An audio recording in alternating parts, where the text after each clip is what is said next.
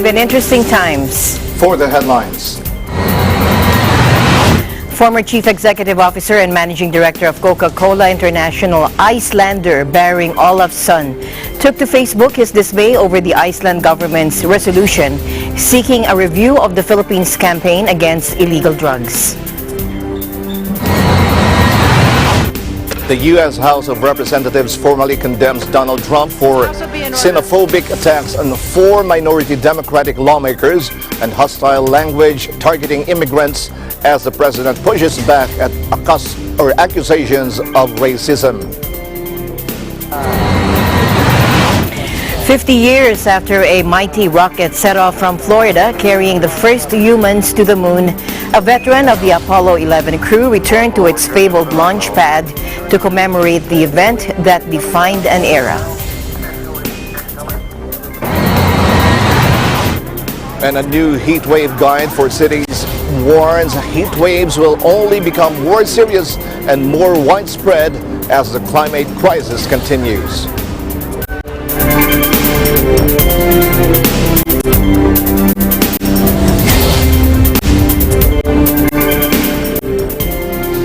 I'm Alma Angeles, wherever you're watching from around the world. Thank you very much for joining us. We welcome our viewers here in the Philippines and around the world. Good evening, everyone. I'm Sam Cepeda. And now to the news.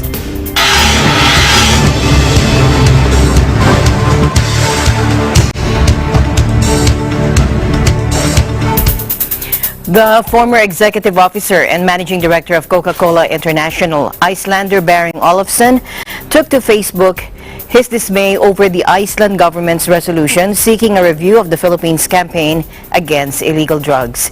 The Icelander, who is based in the Philippines, said it's wrong for Iceland to pass the resolution of the United Nations Human Rights Council against the Philippines, a sovereign democratic country.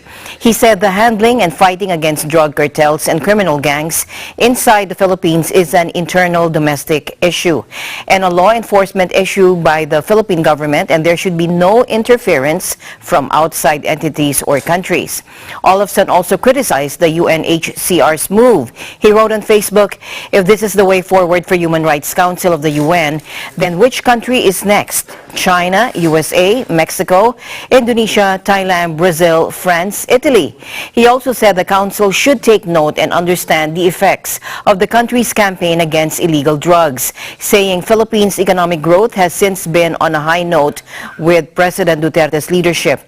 He also said, quote, "There is full democracy and full freedom of speech and activities in all aspects of life in the Philippines, and there is no human rights issue here at all."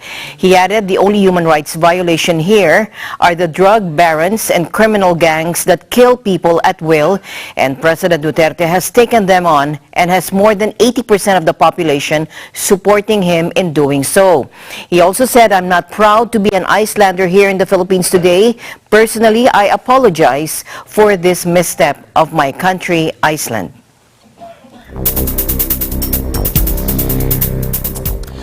Sudan's protesters and ruling generals Wednesday inked a power-sharing deal, paving the way for a civilian administration, a key demand of demonstrators since President Omar al-Bashir was deposed in April.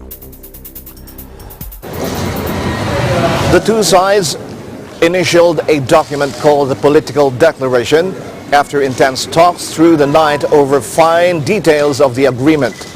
The deputy chief of the ruling military council, Mohammed Hamdan Dagalo, who initialed the deal on behalf of the generals, told AFP the agreement was a historic moment for Sudan. The governing body will have a total of 6 civilians and 5 military representatives. The 6 civilians will include 5 from the umbrella protest movement, the Alliance for Freedom and Change. A general will head the ruling body during the first 21 months of the transition, followed by a civilian for the remaining 18 months, according to the framework agreement. The breakthrough accord came after a political deadlock that gripped Sudan since the generals ousted Bashir in a palace coup in April, on the back of months of nationwide mass protests against his iron-fisted 3-decade rule. Tensions climaxed on June 3 when armed men in military fatigues stormed a long-standing protest camp in Khartoum, shooting and beating crowds of demonstrators in a pre-dawn raid. Dozens were killed and hundreds wounded, triggering international outrage, although the general insisted they did not order the violent dispersal of protesters.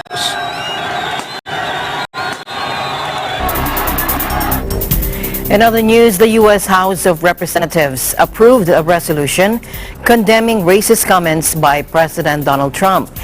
President Trump denied accusations of racism after launching an attack on 4 minority Democratic lawmakers, saying he does not have a racist bone in his body. Take a look.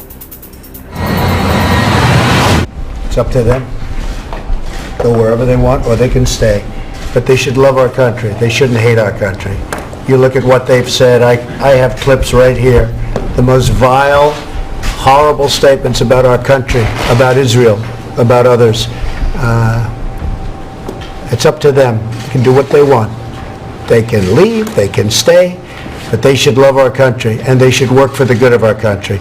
He's launching a blatantly racist attack on 4 duly elected members of the United States of House of Representatives, all of whom are women of color. This is the agenda of white nationalists. Whether it is happening in chat rooms or it's happening on national TV, and now it's reached the White House garden. 4 Republicans and an independent joint 235 Democratic lawmakers who have a majority in the House of Representatives in supporting the resolution. The text strongly condemns President Donald Trump's racist comments that have legitimized and increased fear and hatred of new Americans and people of color. Escalating tensions on Capitol Hill erupted into a floor fight in the House of Representatives on Tuesday afternoon as Speaker Nancy Pelosi spoke in favor of a resolution condemning racist comments by President Trump. Let's listen in. These comments from the White House are disgraceful and disgusting, and these comments are racist. How shameful to hear him continue to defend those offensive words, words that we have all heard him repeat not only about our members, but about countless others. The vote was delayed by the Republicans. The Republicans had expressed anger more by the Speaker's words than the President's tweets. Take a look. I urge a unanimous vote and yield back the balance of my... I was just going to give the General Speaker of the House if she would like to rephrase that comment. I had cleared my remarks with a parliamentarian before I read them. And take it. Can I ask the words be taken down? I make a point of order. The gentlewoman's words are unparliamentary and ready to be taken down. Meanwhile, Senate Majority Leader tells reporters the president is not a racist, but says it's about time we lowered the temperature all across the board. Heard facilities on the U.S. border called concentration camps.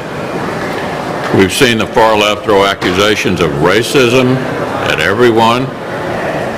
Anyone who disagrees with them on anything, including the Speaker of the House. We've seen a freshman Democratic Congresswoman use anti-Semitic tropes and imply people only support Israel because of campaign contributions. From the President to the Speaker to freshman members of the House, all of us have a responsibility to elevate the public discourse. Our words do matter. We all know politics is a contact sport, but it's about time we lowered the temperature all across the board. All of us ought to contribute to a better level of discourse. Well, the President's not a racist. But the comments The President's not a racist. And I think the tone of all of this is not good for the country. But it's coming from all different ideological points of view. That's the point. To single out any segment of this, I think, is a mistake. Immediately after the House voted, the Democratic Congressman Al Green of Texas filed articles of impeachment against President Trump. Dozens of other Democratic members of the House have reportedly called for an impeachment inquiry to be opened against the president, but Pelosi, the House Speaker, has said she doesn't favor such a move at the moment.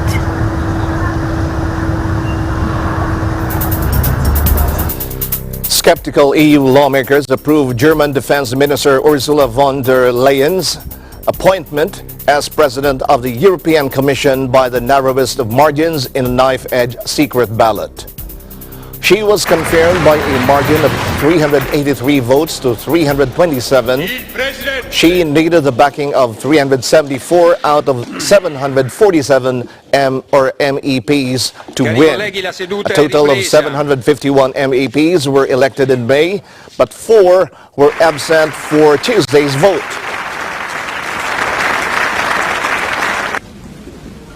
I feel so honored and I'm overwhelmed, and I thank you for the trust you placed in me. The task ahead of us humbles me. It's a big responsibility and my work starts now. Let us work together constructively because the endeavor is a united, a strong Europe. Thank you very much.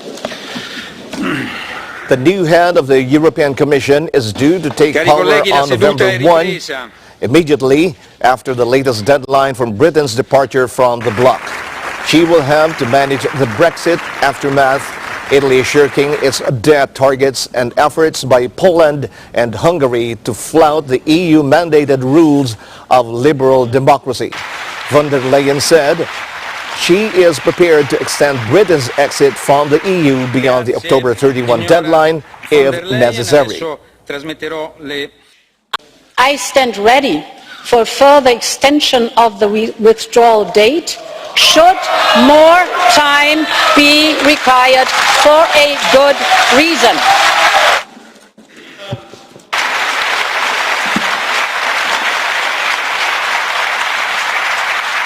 Grazie, signora von der Ahead of a key expert meeting at the United Nations to decide whether to declare the ongoing Ebola outbreak in the Democratic Republic of Congo an international health emergency, UN Children's Fund UNICEF warned that the epidemic is infecting more children than earlier outbreaks. To date, there have been more than 2,500 cases of infection and nearly 1,670 people have died in the DRC provinces of Ituri and North Kivu, making it the worst outbreak the country has ever faced and the second largest epidemic on record.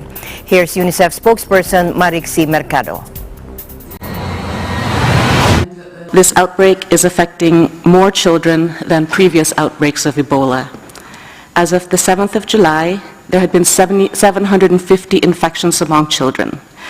This represents 31% of total cases, compared with about 20% in previous outbreaks. The latest data I have is that the case fatality ratio for that under 5 group was 77%. Health workers need to be equipped with the capacity and the resources to implement basic infection prevention and control.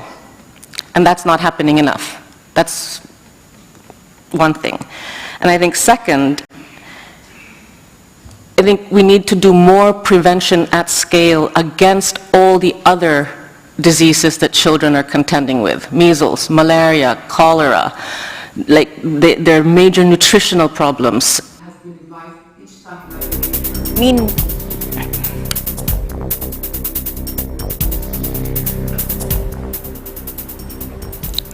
Meanwhile, the World Health Organization confirmed that an emergency meeting on the outbreak in Geneva.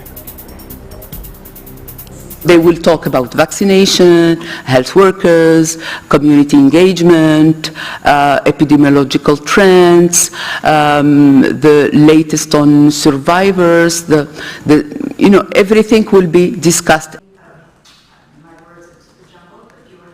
The committee would Eagle News International will be right back.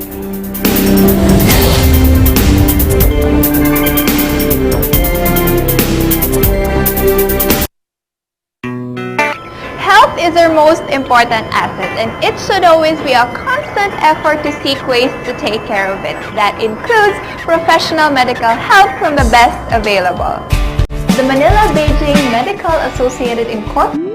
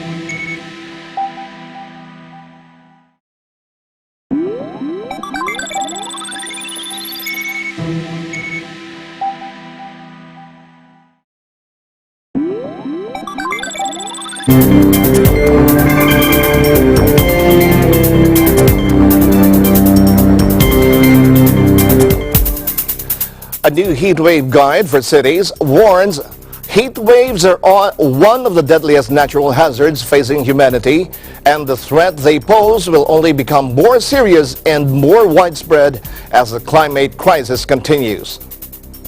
The new heat wave guide for cities from the Red Cross Red Crescent Climate Center offers urban planners and city authorities an authoritative summary of the actions they can take to reduce the danger of heat waves.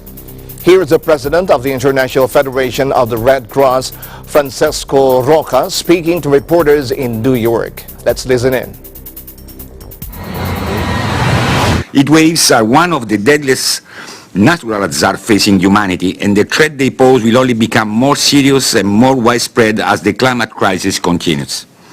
Heat waves are a period of time when temperature or temperature in combination with other factors are unusually high and hazardous to human health and well-being, pose a serious threat in a growing number of countries. At a global level, 157 million more people were exposed to heat wave events in 2017 compared with 2000, and this is according to a Lancet report. Globally, almost 5 billion people live in regions prone to heat waves. The people at greatest risk of negative health outcomes and mortality during a heat wave tend to be elderly people, very young children, pregnant women, those with pre-existing medical conditions, and people working outside. In addition, high fatalities can be common among people who live alone and who are socially isolated. Consequences of this heat wave. As heat expands across the northeastern United States, highs near the century mark will be common, with some locations experiencing dangerously high temperatures well above 100 degrees Fahrenheit. That is according to AccuWeather.com. But not before what's left of Barry sweeps through the localized flooding downpours, while temperatures may be briefly held back in areas that receive a thorough drenching for a day or so. Intense July sunshine combined with a northward retreat of the jet stream will allow an impressive heat wave to build even for midsummer standards. In the northern U.S., a heat wave is generally that which brings 3 or more days in a row with highs of 90 degrees Fahrenheit. AccuWeather senior meteorologist Brett Anderson said the combination of sunshine, temperature, humidity levels, and other factors will push temperatures well into the danger level past 105 degrees during the late morning and afternoon hours.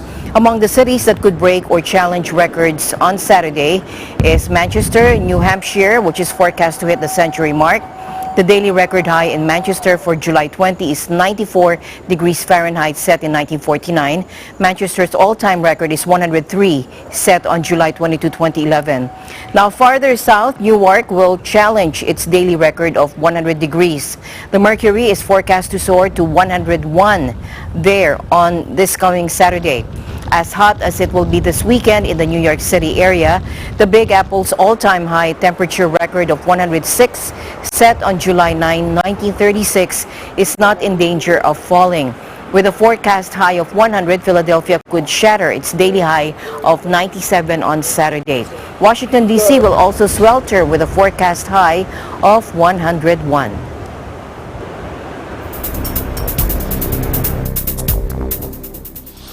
Heavy monsoon rains across South Asia claimed more lives on Wednesday, with the death toll passing 200 as authorities tried to reach stranded villagers cut off by surging floodwaters.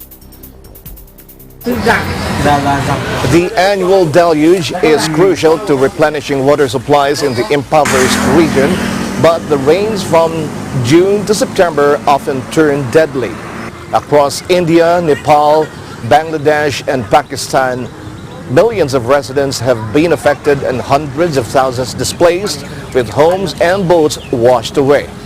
In Bihar, India, some 33 deaths have been reported and 2.5 million residents affected. In flood-prone Bangladesh, around one-third of the country is underwater and people were being killed by lightning strikes. In Nepal, the aid agencies say the children said Severe flooding and landslides had left tens of thousands of people homeless, with many stranded outdoors or marooned. At least 78 people have died and 16,000 families have been displaced.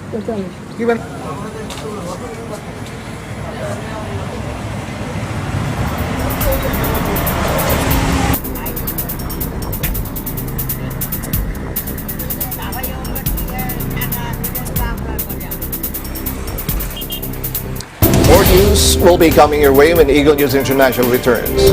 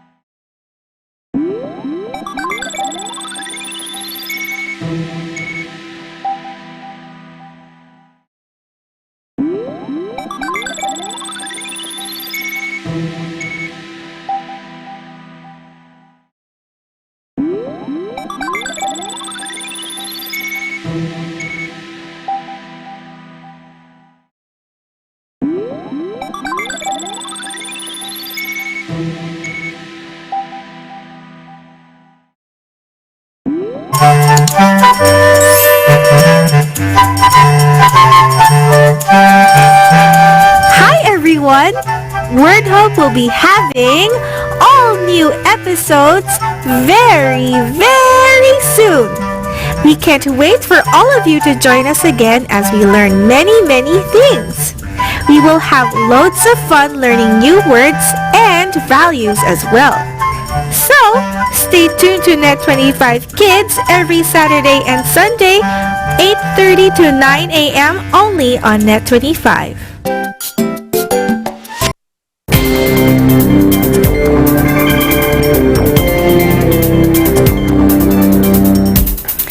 Farmers, private households, and wildlife around Europe are suffering in a drought following last month's record temperatures that scorched much of the continent.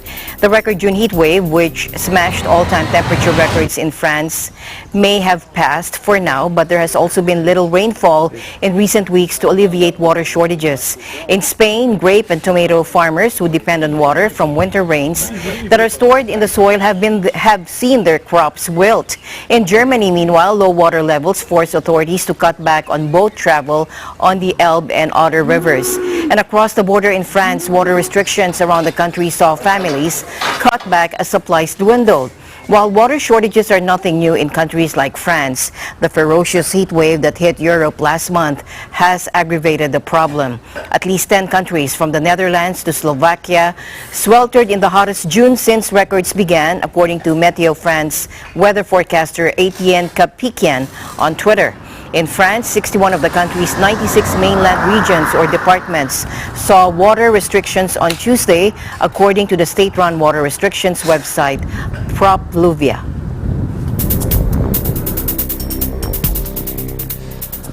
In other news, freed from the Islamic State group, Yazidi mothers are forced into a gut-wrenching ultimatum between raising the children born of their ISIS captors or returning home to their own families. Watch this.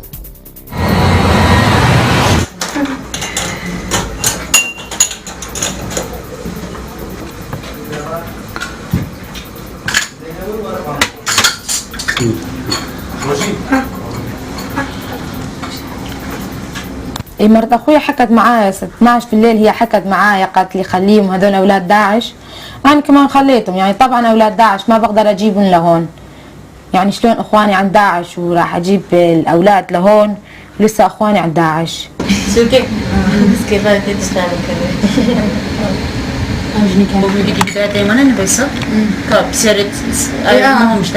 حكينا مع اهلنا وهيك وخلينا الاولاد كان صعب كتير، يعني اول يوم صعب بس بعدين شوي ننساهم.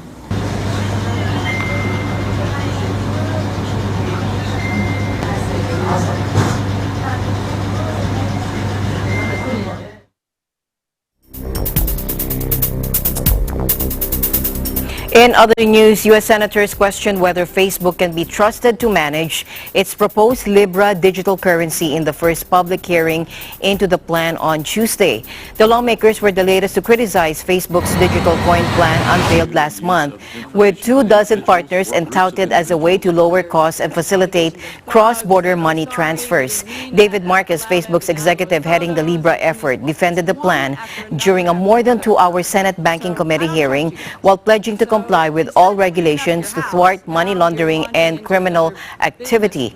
Yet several senators warned of the risk of the plan and questioned whether Facebook can be trusted after a series of missteps on privacy and data protection. Oh, sorry, we didn't mean. There's allegations of bugs that, oh, sorry, we didn't mean to allow them to download photos, and these, it's one after another, after another, after another. So I don't trust you guys. So instead of cleaning up your house, now you're launching into another business model. Senator, what I heard... Facebook is planning to launch Libra next year, pending regulatory approvals. And Marcus, whose written comments to the panel were released Monday, noted that Facebook was working with regulators worldwide. The members of the Congress did not look fondly on Facebook's new initiative. Marcus, who was formerly a high-ranking executive at PayPal, tried without much success to get Congress on his side. He promised that Facebook would not begin offering Libra until important regulatory issues are dealt with. Senator Sherrod Brown openly professed or openly revealed or showed his displeasure. Senator, what I heard from Chairman Powell, from Secretary Mnuchin, and many others, is that there were serious legitimate concerns that arose from Libra, and I will commit again to do what it takes to address these concerns, and if those concerns are not addressed and if the regulatory oversight is not appropriate, then we will not launch until it is. And Senator, the point is really that people can get all of the benefit from this network without using our wallet, and I know that we will have to earn people's trust for a very long period of time in order to get the benefit of them wanting to use the Calibra wallet instead of any of the other wallets. They'll have the choice of using. On Monday, U.S. Treasury Secretary Steven Mnuchin has affirmed that he is uncomfortable with Libra. Mnuchin stated that Libra could be misused by money launderers and terrorist financiers. The Treasury Department has expressed very serious concerns that Libra could be misused by money launderers and terrorist financiers. Cryptocurrencies such as Bitcoin have been exploited to support billions of dollars of illicit activity like cybercrime, tax evasion, extortion, ransomware, illicit drugs, human trafficking. We will not allow digital asset service providers to operate in the shadows and will not tolerate the use of the cryptocurrencies in support of illicit activities. The planned digital currency is to be a blend of multiple currencies so that its value will fluctuate in any given local currency. Because Libra will be backed by a reserve and because the group of companies managing it will encourage a competitive system of exchanges, the project leaders say anyone with Libra has a high degree of assurance they can sell it for local sovereign currency based on an exchange rate. Promising low fees, the new currency system could open online commerce to millions of people around the world who lack access to bank accounts and make it cheaper to send money across borders. But it also raises concerns over the privacy of users' data and the potential for criminals to use it for money laundering and fraud. Now, to address privacy concerns, Facebook created a non-profit oversight association with dozens of partners, including PayPal, Uber, Spotify, Visa, and MasterCard to govern Libra. As one among many in the association, Facebook said it won't have any special rights or privileges. It also created a digital wallet subsidiary, Calibra, to work on the technology separately from its main social media business. While Facebook owns and controls Calibra, the company says it won't see financial data from it. We obviously have concerns with the privacy issues. There's been items in the press about potential settlements. I'm not going to comment on that. But obviously, the regulators, and one of the regulators, as I've said, most people haven't heard on FinCEN, so one of the reasons I wanted to explain this is whether they're banks or whether they're non-banks, they're under the same regulatory environment for FinCEN, and we will hold them accountable. And they're going to have to convince us of very high standards before they have access to the U.S. financial system.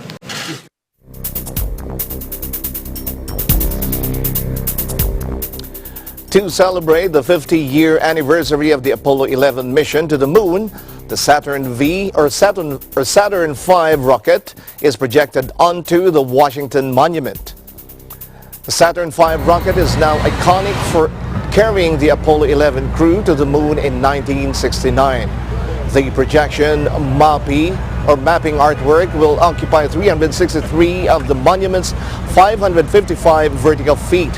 On Friday and Saturday, the semi-centennial show will switch to a 17-minute film that recreates the Apollo 11 launch. Congress authorized the display on June 20. Interior Secretary David Bernhardt said in a museum press release, and I quote, "Through House Joint Resolution 60, Congress requested a one-time series of arrangements for displays on the National Mall and the Washington Monument to showcase this incredible achievement in our nation's history. And we're pleased to partner with the National Air and Space Museum so all can relive the moment."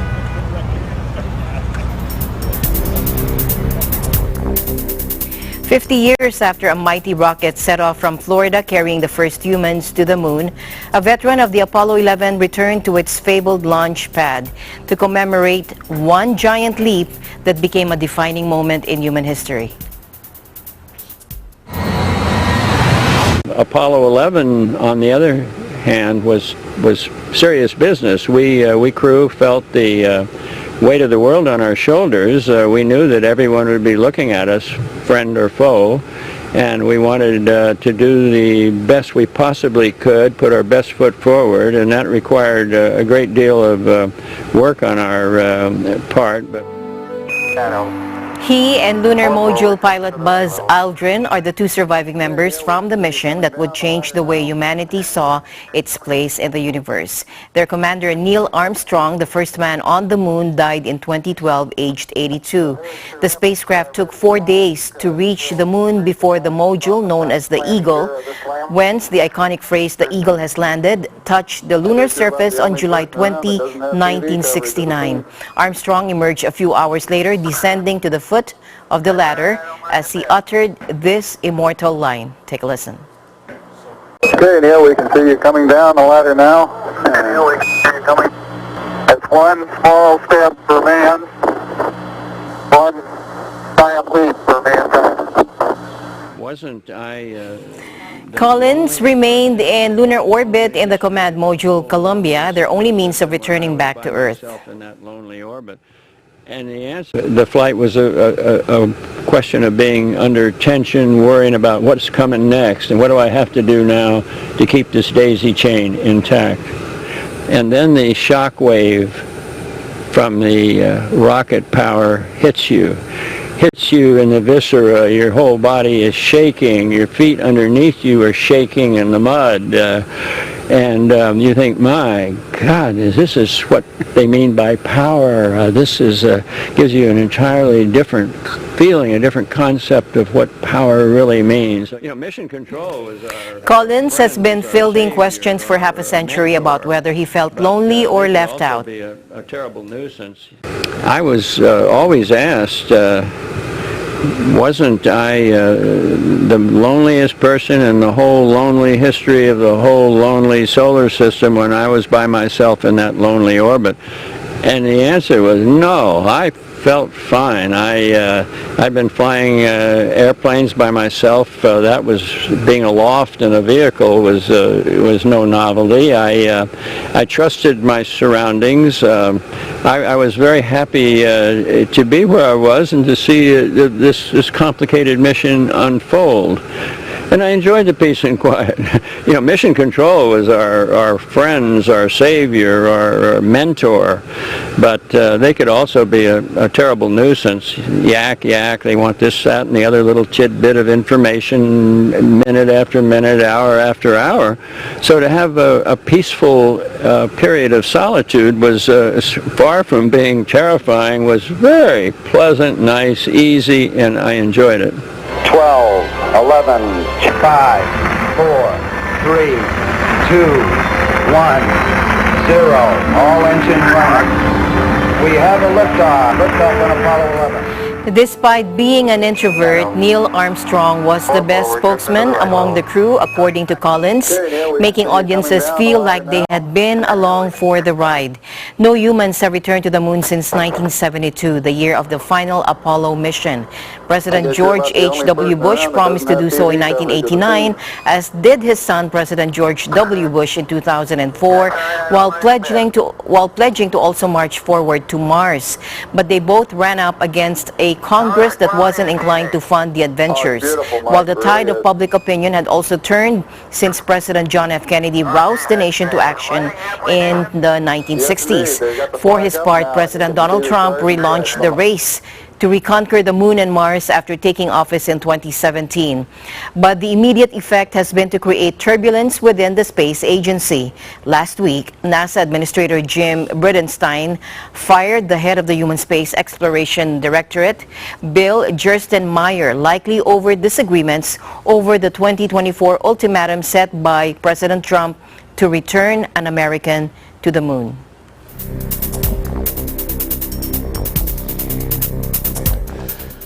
Space enthusiasts watched 5,000 model rockets blast off in an attempt at a Guinness World Record for the most rockets launched at once. The record attempt at the U.S. Space and Rocket Center in Huntsville, Alabama, is part of commemorations marking the launch of Apollo 11 50 years ago. Watch this.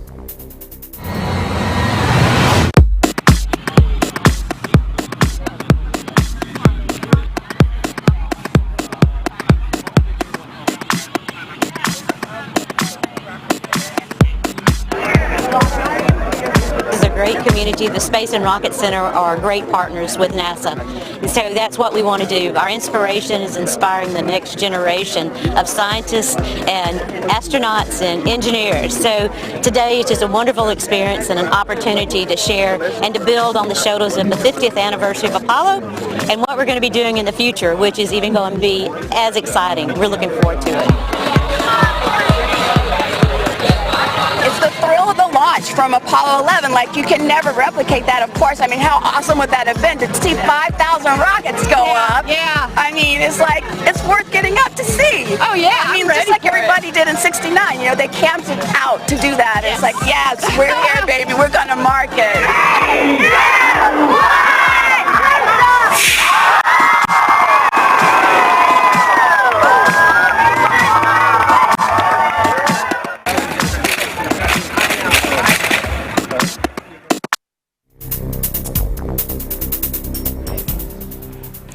Partial lunar eclipse seen from Cyprus reaches its maximum as today marks the 50th anniversary of the launching of Apollo 11.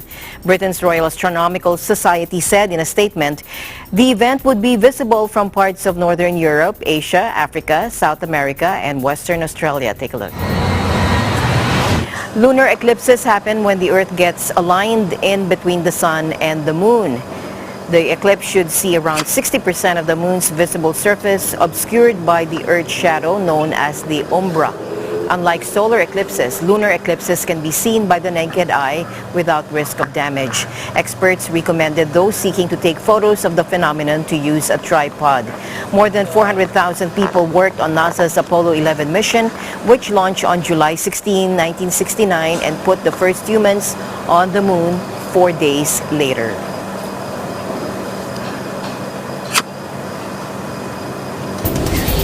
Eagle News International will be right back.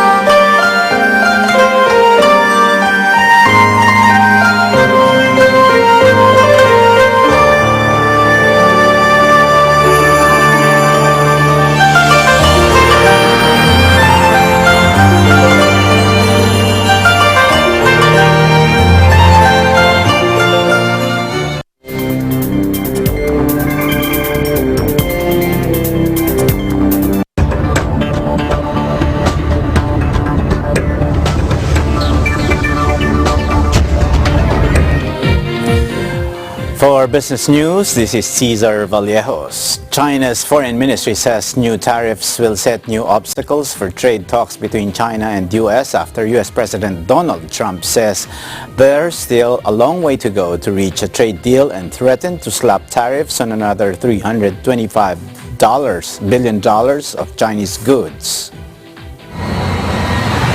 美方认为目前距离达成经贸协议还有很长路要走。我这里正好有一句中国话来作为回应，那就是千里之行，始于足下。不管道路多漫长，只要你迈开脚步，坚定向前，总能到达终点。所以这里我们也要奉劝美方，要拿出决心，还有毅力，同中方一道，在相互尊重、平等相待的基础上，来共同努力，来争取达成一份互利双赢的经贸协议。说一句就是，如果美方加征新的关税，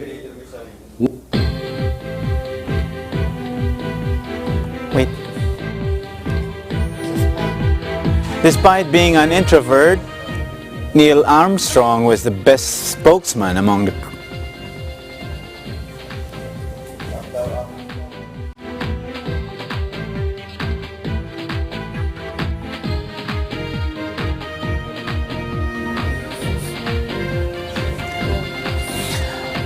President Donald Trump reiterated that he could impose additional tariffs on Chinese imports if he wants, after promising to hold off on more duties in a trade war truce he reached with China's Xi Jinping last month. Trump and Xi called a tariff ceasefire and agreed to resume trade talks after meeting at the Group of 20 summit in Japan in late June, breaking a 6-week stalemate. The U.S. president said he'd hold off on a threat to impose tariffs on an additional $300 billion in Chinese imports, and that Xi had agreed to buy large amounts of U.S. farm goods in exchange. No such deal to increase agricultural purchases was made, Chinese officials familiar with the discussions said earlier. There hasn't been any large-scale buy since the meeting in late June.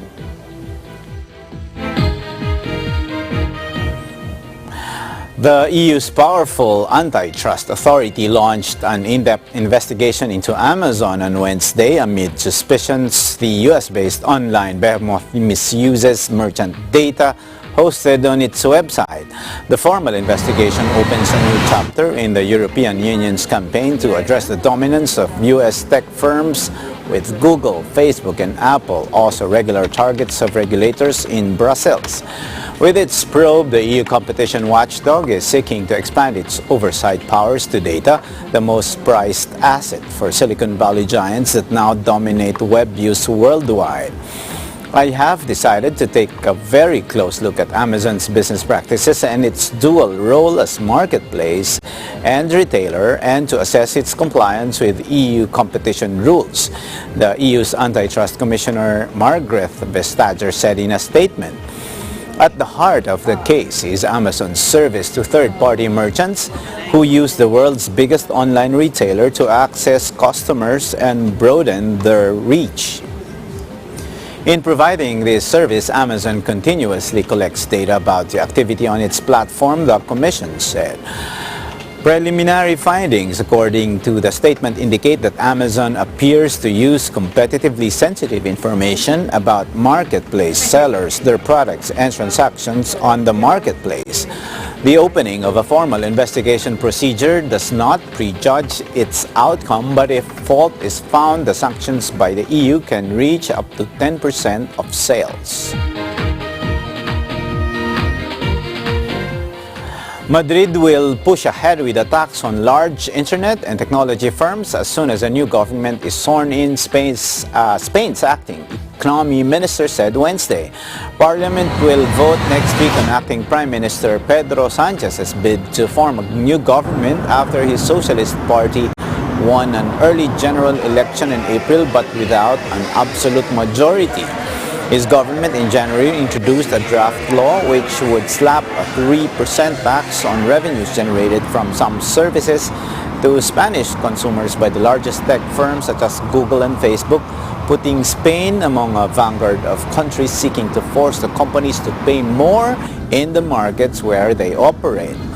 But before the proposed law could be approved, the government was forced to call the early election after it failed to pass its draft 2019 budget in Parliament.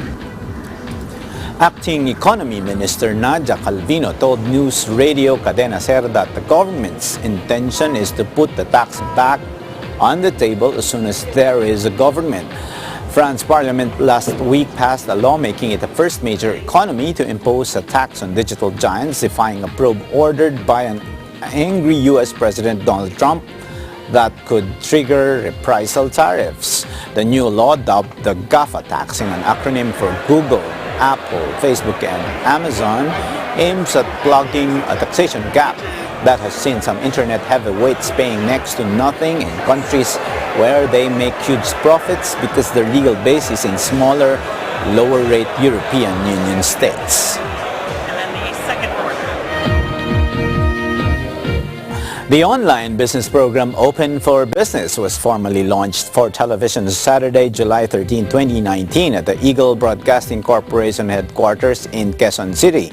This came about after more than a year of Open for Business episodes at EBC's online platforms, Eagle News Facebook and EagleNewsLive.com, including its YouTube channel, Eagle News PH YouTube. Starting on its 57th episode last Saturday, July 13, OFB can now be viewed not only online but on television as well through Net25's EBC's television platform. The launching on television of the online show was highlighted by lectures from government officials, business leaders, and CEOs on various topics from ease of doing business in the Philippines, latest updates on micro, small, and medium enterprises, help for entrepreneurs, and the latest developments on digital and online technology that could help businesses and entrepreneurs. Commissioner Kelvin Lester Lee of the Securities and Exchange Commission, Department of Industry, Trade and Industry Undersecretary Zenaida Quizon Maglaya, and DTI Assistant Secretary for Competitiveness and Innovation Group, Mary Jean Pacheco, talked about the government undertakings which are already in place to help small businesses succeed in the country. SEC Commissioner Kelvin Lee also talked about the revised Corporation Code, which he said is a landmark piece of legislation because it overhauled the nearly 40-year-old Corporation Code of the Philippines.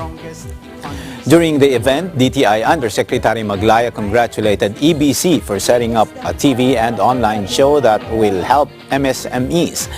She said that EBC's Open for Business is actually helping the government to reach out to more Filipinos who want to go into business. DTI Assistant Secretary Pacheco gave more updates on the ease of doing business in the Philippines and on promoting MSMEs.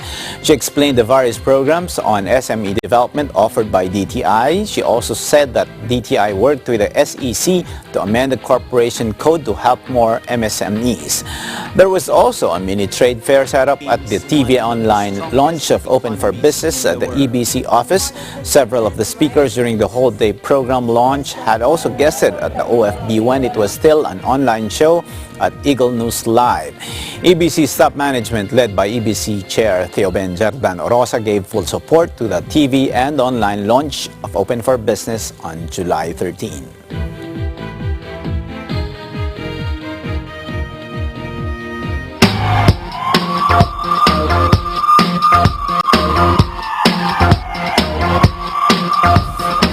The sequel to EBC Films' Guerrero has revealed its new trailer. Here's MJ Racadio to tell us more about Guerrero Dos, Tuloy ang Laban.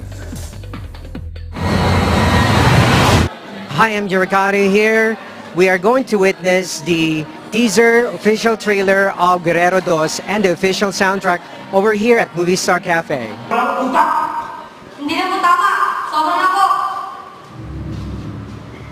ABC Films launches to select media outlets the full trailer of its next project, Guerrero Dos, Tuloy ang Laban, at Movie Star Cafe Centris on July 12, 2019. A part 2 for the first Guerrero film was in demand from audiences from all over the world, and ABC Films responds with this long-awaited sequel. Tapos simula po nun, ayun na po, simula po nung parang in-enjoy ko lang po yung shooting. Parang parang binalik ko po yung totoong kung dating ginagawa ko po. Yun po, naagapan ako na maayos. Ayan po, hello po sa inyo lahat. Ako po si Miguel Guerrero, gumanap po sa pelikulang Guerrero. Ayan, manood po kayo ng Guerrero Dos. Hindi pa po alam kung walang showing. Pero manood po kayo. Ko po dito is si Abby pa rin. Siyempre yung love interest ni Ramon from Guerrero 1. And then at the same time ako po ay acoustic singer pa din. And may mga mapapanood kayong gig ko po ulit sa Guerrero Dos. And siyempre this time masasagot na ang lahat ng mga katanungan natin from Guerrero 1. Na ano nga ba talaga? Bakit nga ba nagkaganon, Abby? Bakit ganon? So ayun, ngayon baka dito mawala na po yung galit nila sa akin. We're so thankful, we're great, and actually I cannot believe that today we're going to launch the trailer of Guerrero Dos. I still remember during Guerrero 1, we never expect that there will be part 2 for the Guerrero. Right now, we are already on our final days of shooting for Guerrero Dos Following Lebon. We already had a pre-launching just today here at Movie Stars Cafe, and we launched our original soundtrack music, and we're excited to release coming very soon to theaters nationwide. Guerrero Dos Following Lebon is a little bit different from our first offering. It's more drama, and there's a lot of twists to it, and I'm sure all of our audiences will enjoy it so much. We invite all of the viewers of Net25 to please wait and watch coming soon, Guerrero Dos Following Lebon. You won't be disappointed. Ako po yung gaganap na Nurse Lisa. Si Nurse Lisa, siya po yung nurse na nagbabantay dun sa pasyenteng si Ramon Guerrero po and sa asawa ni Mang Ruben na si Aling Delia po. Direk, congratulations. We finally seen the full trailer. Hello po, thank you po sa lahat ng nanood and sumuporta sa teaser and trailer launch po ng Guerrero Dos. I know, as always, you say that, tell us about the story of Guerrero Dos. Just a synopsis. Yes po, the Guerrero Dos po will focus on the story of Miguel Guerrero after his brother Ramon Guerrero was knocked out in the first part of the Guerrero. So, mag-start yung story sa kung paano hinarap ni Miguel Guerrero yung paghihintay sa kuya niya na magising. So he will bring joy, hope sa mga tao sa ospital. So you're expecting this film to be out on this coming October 2019? Yes po. The target screening date po is October 2019. So hopefully po, ayun, sana suportahan natin at panoorin ang pelikulang Guerrero Dos. Guerrero Dos Following Lebon is scheduled to hit cinemas nationwide on October 2019. In its mission to produce inspirational, values-based films. Reporting from Movie Star Cafe, we witnessed the Guerrero Dos Following Lebon official trailer, teaser, and official soundtrack. This is Amir Cardio, and I'm always one with 25.